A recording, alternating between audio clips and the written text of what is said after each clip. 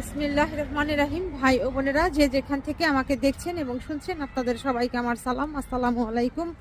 আশা করি আপনারা ভালো আছেন, আমিও ভালো আছি। UK property gossip by Tasmina YouTube চ্যানেলের পক্ষ থেকে জানাই শুভেচ্ছা। আজ ফেব্রুয়ারি মাসের 6 তারিখ, বৃহস্পতিবার 2025। এই মুহূর্তে লন্ডনের তাপমাত্রা আছে 9 ডিগ্রি সেলসিয়াস। সেই সাথে ভালো সূর্যের আলো আছে।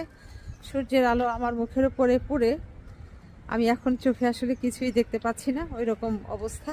তো যাই হোক, আজ যে বিষয়টি নিয়ে কথা বলতে চাচ্ছি সেটা হলো যে গতকাল থেকে বাংলাদেশে কি হচ্ছে না হচ্ছে সেটি আপনারা যেমন দেখছেন শুনছেন, আমিও ঠিক ওভাবেই ওই জিনিসগুলোকে দেখেছি, শুনেছি এবং এই বিষয়গুলো দেখে শুনে জানবার পর এক একজন আবার এক একভাবে সেগুলোকে নিয়ে কথা বলছেন, বিশ্লেষণ করছেন, ব্যাখ্যা দিচ্ছেন।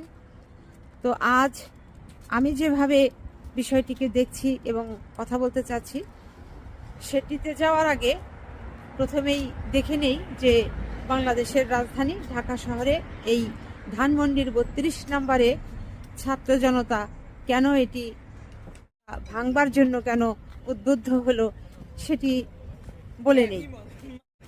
আপনারা জানেন যে গত 5 ফেব্রুয়ারি শেখ হাসিনা ভারতের দিল্লিতে বসে ঘোষণা দিয়েছিলেন যে তিনি লাইভে এসে ভাষণ দিবেন, বক্তব্য দিবেন এবং বাংলাদেশ থেকে ছাত্র জনতা তার এই ঘোষণাটি শোনা মাত্রই খুব উত্তেজিত হয়ে যায়, রেগে যায়, যার ফলে দেখা গেছে যে ওই ভারত থেকে নাসরবান্দা শেখ হাসিনা তার লাইভে এসে ভাষণ দেওয়া বন্ধ করেনি। বিধায়ী বাংলাদেশের ছাত্র জনতা তার প্রতি, তার ভাষণের প্রতি প্রতিবাদ জানিয়ে, ঘৃণা জানিয়ে এই ঢাকার ধানমন্ডির 32 নম্বরের শেখ মুজিবুর রহমানের স্মৃতিবিজড়িত বাড়িটি, জাদুঘরটি একেবারে ডিস্ট্রয় করে ফেলেছে।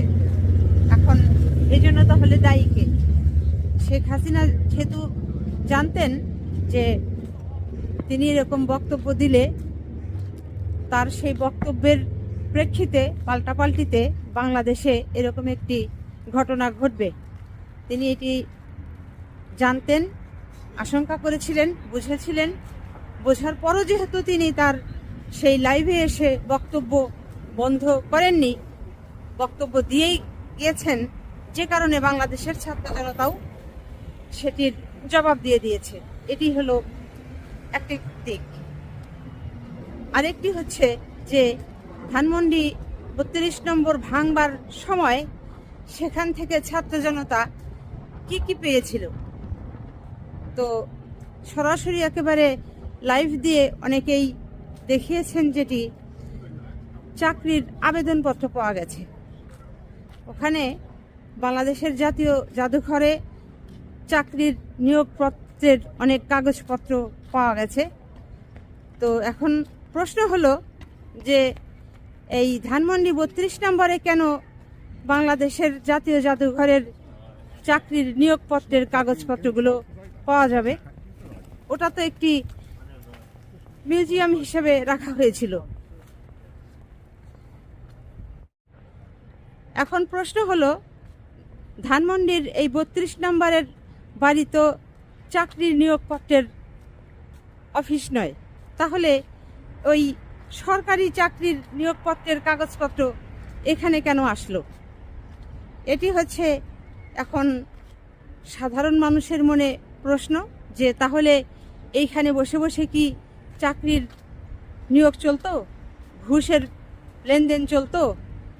অপরদিকে ওই 32 নম্বর বাড়ির ওই প্রিমিসেসের ভেতরেই আরও একটি বাড়ি উদ্ঘাটন করা হয়েছে, যেটি বিল্ডিং ভবন নির্মাণ হচ্ছিল এবং সেই নির্মাণকৃত ভবনের নিচে, মাটির নিচে 3 তলা পর্যন্ত আয়নাঘরের সন্ধান পাওয়া গেছে।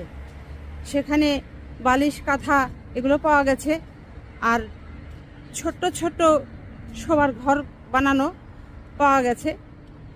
তো সাধারণ জনমনে এখন প্রশ্ন উঠেছে যে এই যে বাংলাদেশে গত 15-16 বছর যে শত শত হাজার হাজার মানুষকে রাস্তা থেকে, বাড়ি থেকে, সভা মিটিং থেকে ধরে নিয়ে তুলে নিয়ে যাওয়া হয়েছে, তাদেরকে গুম করা হয়েছে, তাহলে কি ওই ঘরগুলোতে রাখা হতো? কিংবা আরও কি তাদের পরিকল্পনা ছিল যে নতুন যাদেরকে ধরা হবে তাদেরকে ওই ঘরগুলোতে নিয়ে ঢুকিয়ে রাখা হবে? সেখান থেকে কোনো সূর্যের আলো দেখা যায় না, রৌদ্রের কোনো কারবার নেই, রাত না দিন সেটি ওখান থেকে বোঝা যায় না। তো এটি গেল আরেকটি বিষয়। অপরদিকে আবার অনেকেই ভিডিও লাইভ করে দেখাচ্ছেন যে ওখানে ওই শিবের একটি মূর্তি পাওয়া গিয়েছে। এখন কথা হলো যে ওখানে শেখ মুজিবুর রহমান সাহেবের ব্যবহৃত অনেক জিনিসপত্র রাখা হতো ওই জাদুঘরে, যেমন তার কোন প্লেটে ভাত খেতেন, কোন কলম দিয়ে লিখতেন, কোন গাড়িতে তিনি চড়ে ঘুরতেন বেড়াতেন, ইত্যাদি ইত্যাদি। তাহলে এখন সাধারণ মানুষের ভেতরে প্রশ্ন উঠেছে যে ওইখানে যে শিবের মূর্তিটি পাওয়া গেল, তো উনি তো মুসলিম ধর্মাবলম্বী ছিলেন, ওই মূর্তি দিয়ে তিনি কি করতেন? ওখানে তাহলে পূজা কে করত? এটি কিন্তু এখন সাধারণ মানুষের মনে একটি প্রশ্ন উঠেছে। অপরদিকে এখানে আরও একটি বিষয়, সেটা হলো যে গতকালকে ছাত্র জনতা যখন ডাক দিল ধানমন্ডির 32 নম্বর ওই বাড়িটি ভাঙা হবে, তখন ওই বুলডোজার যখন আসতেছিল তখন রাস্তায় তাকে বাধা দেওয়া হয়েছে। আর এটি বাধা দিয়েছে কে? বাংলাদেশের সেনাবাহিনীর লোকেরা এটি বাধা দিয়েছে। কেন বাধা দিয়েছে?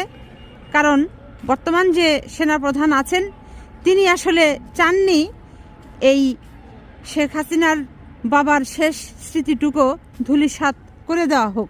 হয়তো এ কারণেই এই সেনাবাহিনীর লোকেরা বুলডোজার আসতে রাস্তায় বাধা দিয়েছিলেন। এবং এখানে আরও একটি বিষয় আপনারা দেখেছেন যে ওই ধানমন্ডি 32 নম্বরে অনেক সেনাবাহিনীর সদস্যরা এসেছিল। তারা কোনো ছাত্রদেরকে কিছু মুখে বলেনি, কথা বলেনি, কিন্তু তারা ওখানে এসেছিল, তারা ওখানে হাঁটাহাঁটি করেছে, ঘোরাঘুরি করেছে। এখন কথা হলো যে এই ধরনের একটি পরিস্থিতিতে সেনাবাহিনীর সদস্যরা কেন আসলেন? সেনাবাহিনীর সদস্যরা ওই জায়গায় তখনই যাবেন যখন বাংলাদেশের স্বরাষ্ট্র মন্ত্রণালয় থেকে তাদেরকে আদেশ করা হবে যে ওই জায়গায় এখন এই বাহিনীর সদস্যরা যাক এবং হস্তক্ষেপ করুক। কিন্তু গতকাল তো বাংলাদেশের স্বরাষ্ট্র মন্ত্রণালয় থেকে সেনাবাহিনীতে এরকম কোনো আদেশ জারি হয়নি। তাহলে এই সেনাবাহিনীর সদস্যরা ধানমন্ডির 32 নম্বরে কেন গিয়েছিলেন? এটি কিন্তু এখন মানুষের মনে একটি প্রশ্ন। তাহলে কি বাংলাদেশের মানুষ ধরে নেবে যে বাংলাদেশে বর্তমানে যিনি সেনাপ্রধান আছেন তিনি তার ব্যক্তিগত ইচ্ছাতেই, তিনি তার ব্যক্তিগত চাওয়াতেই হয়তো তার বাহিনীর এই সেনা সদস্যদেরকে ওখানে প্রেরণ করেছিলেন?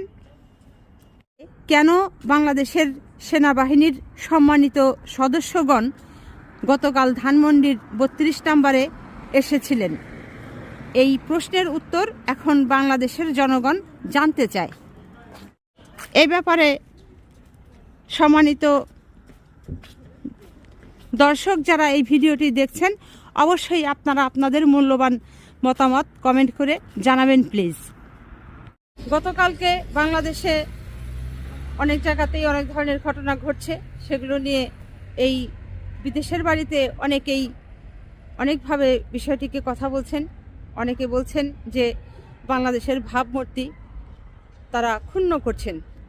আরে ভাই, আপনারা যে এ ধরনের কথাবার্তা ফেসবুকে লিখছেন, বিভিন্ন মিডিয়ায় গিয়ে বলছেন, এই গত 15-16 বছরে শেখ হাসিনার শাসনামলে যখন ওই মইনুল রোডের বাড়ি থেকে বাংলাদেশের প্রাক্তন প্রধানমন্ত্রী খালেদা জিয়াকে যখন বের করে দিলেন, তিনি তো একজন জীবন্ত মানুষ ছিলেন।